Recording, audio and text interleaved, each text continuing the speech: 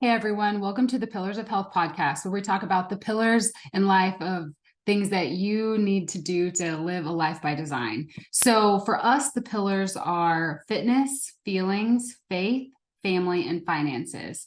And you can't just focus on one without the others crumbling. They all go together. So if you want to live your life on purpose and live a life by design, you have to be balanced. So today we're going to talk about the pillars of feelings and faith, because so much of what you believe about the universe, whether that's God or spirits or whatever, it completely changes how you can handle the stressful times in life.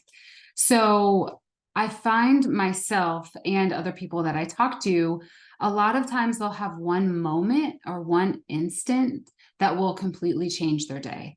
And whether that's good or bad is more common. You can have a really fantastic morning and someone can absolutely ruin your afternoon with a comment, or vice versa. Your kids don't want to get ready and go to school, or you fight with your spouse that morning. It can ruin the rest of your day. But that's such a waste of a day. I mean, we only have so many on this earth. We only have so many moments. We never know how many we have.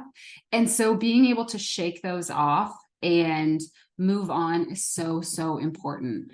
So whenever we think about a moment ruining our day, we've all had that where someone will make a comment and you're like, huh, what do you mean by that? You know what they meant by that. Or let's say you're on a really strict diet and you go out and you have a cheat and you're like, oh, I ruined my diet for the day. No, you didn't. You messed up in that moment.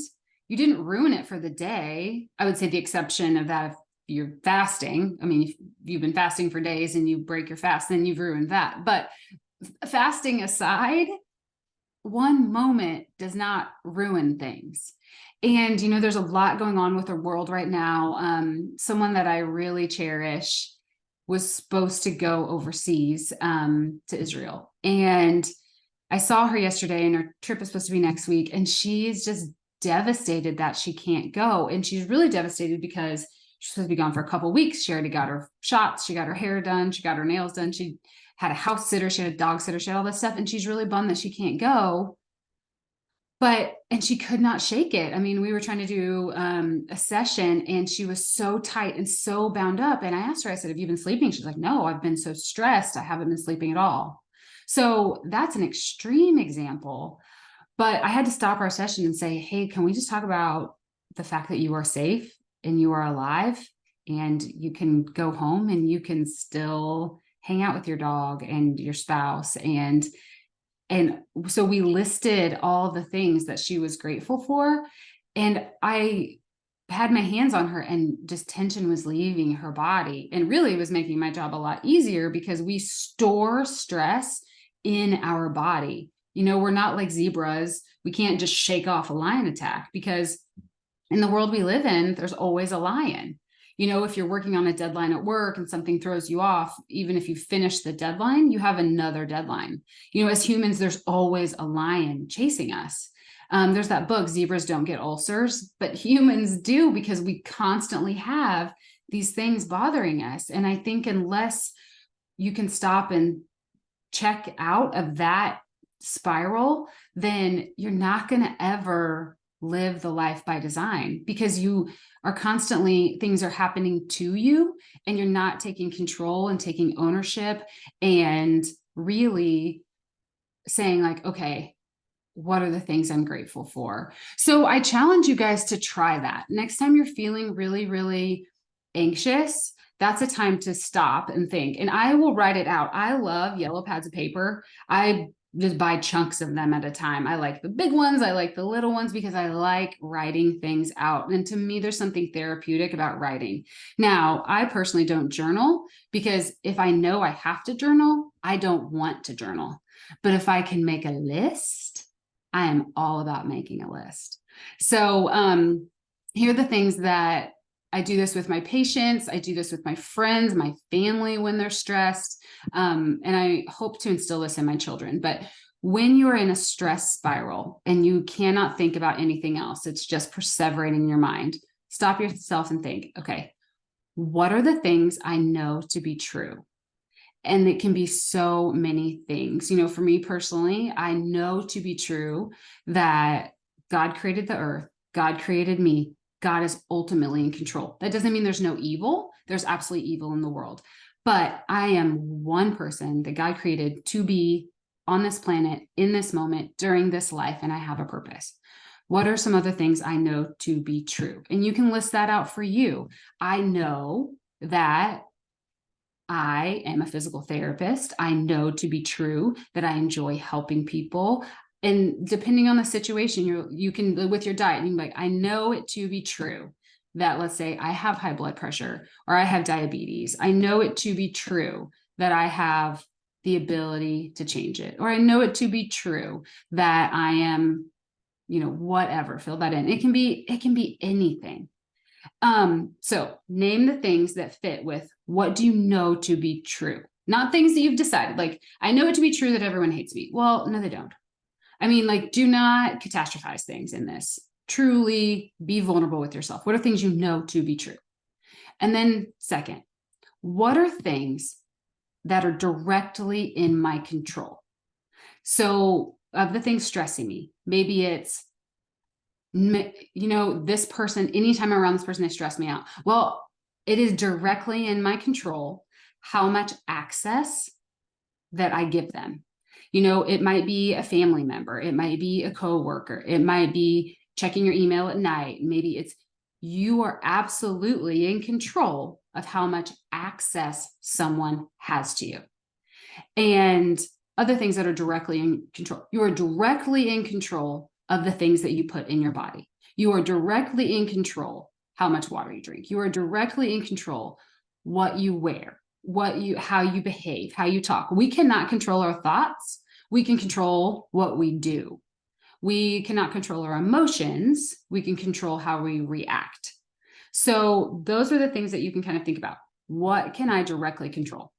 And then after that, what are ways that I'm self-sabotaging? So like if you're trying to get something done or something that you're avoiding or something that's keeping you in this stress loop, what are those things that you are avoiding? Whether it's, I'm avoiding having that conversation with that person. I am avoiding finishing this. I'm just going to scroll on Instagram. I am avoiding making the food because I don't want to have a fight with my family. I am avoiding scheduling holidays because I don't want to be around that person. What are the things that you're avoiding? And so then you're like, okay, it's written out. Here are the things I'm avoiding. And then I would challenge you to say, why are you avoiding those things? But that's not what the point about. The point is to get out of the stress loop. And once you're like, okay, it is written down. Here are the things that are bothering me. Okay, next, move on to what am I grateful for?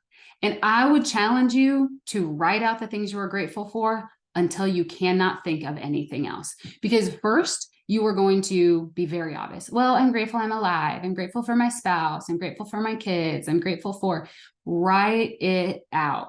Because there's been times where I'm like, I'm grateful that I can read. I am grateful that I can walk in my kitchen and get clean water. I mean, like, there are things that when you start getting it down to, I am grateful that I feel safe in my house. I am grateful that I can go outside barefoot and not step on a scorpion. I mean, like, it's stuff to where you're like, oh my gosh, I am grateful for so many things that it's making this other stuff seem so trivial and seem so temporary. And so I would challenge you, write out the things you are grateful for until you cannot think of anything else. And you can do it on the iPad. I find writing things out way more therapeutic. There's some research and studies and different therapies that you tend to get more in your inner child when you write out.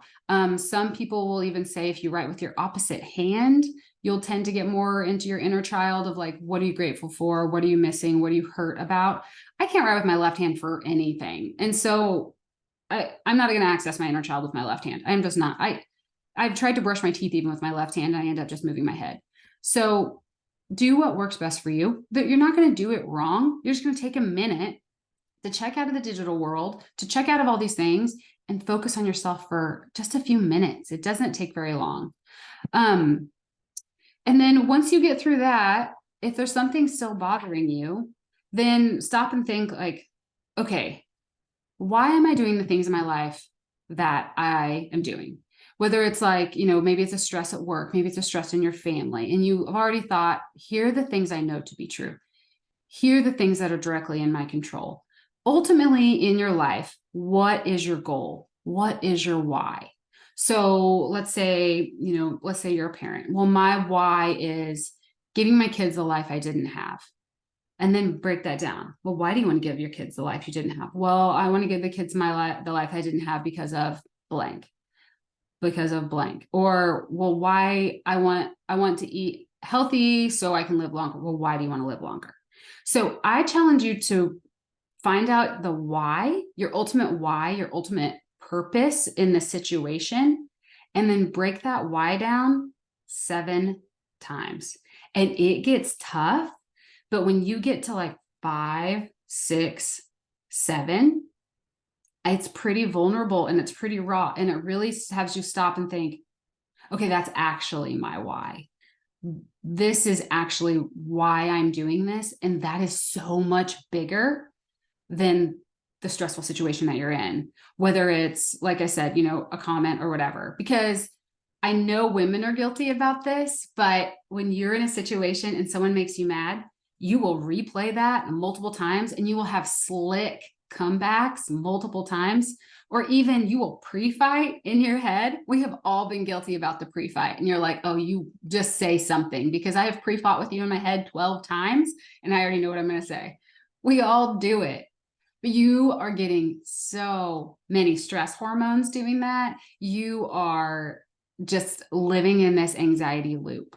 So I also challenge you, if you don't have a faith or a belief in a being, I challenge you to really stop and think like, what do I think the universe is made out of?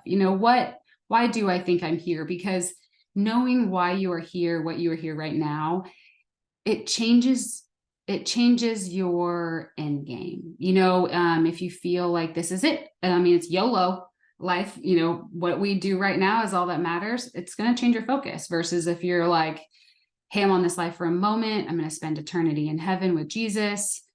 What does Jesus want you to do? Or whether it's like Buddha or whatever, you're going to look at things differently. So I challenge you to kind of know where you stand on that. I talk to a lot of people. I treat a lot of people with chronic pain, and we'll talk about pain and stress in their bodies. And it comes up a lot to where I say, well, what do you believe spiritually? What do you believe in the afterlife? Do you believe in entities? Do you believe in energy? Where do you believe? And it does play into health. That's why they're pillars. The pillars of health, they all support each other. So I want you guys to do this homework, and I want you to let me know how it goes. So I'll put the questions down in the show notes, but when you are finding yourself spiraling or just feeling really, really stressed, stop and check yourself and really think, why am I actually looping over this? Because zebras don't get ulcers.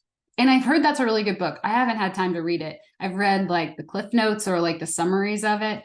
Maybe I'll add it to my list. Another good book to read is The Body Keeps the Score. And that talks about how our body stores trauma. And I will say that book is absolutely true. It's a little heavy at times. It's a little dry at times, but it is really good information about how stressing over something is doing something physiologically to you. And so I really encourage you to get out of a stress loop whenever you can. So I love you all. I hope you feel the love, and I hope you're encouraged by this.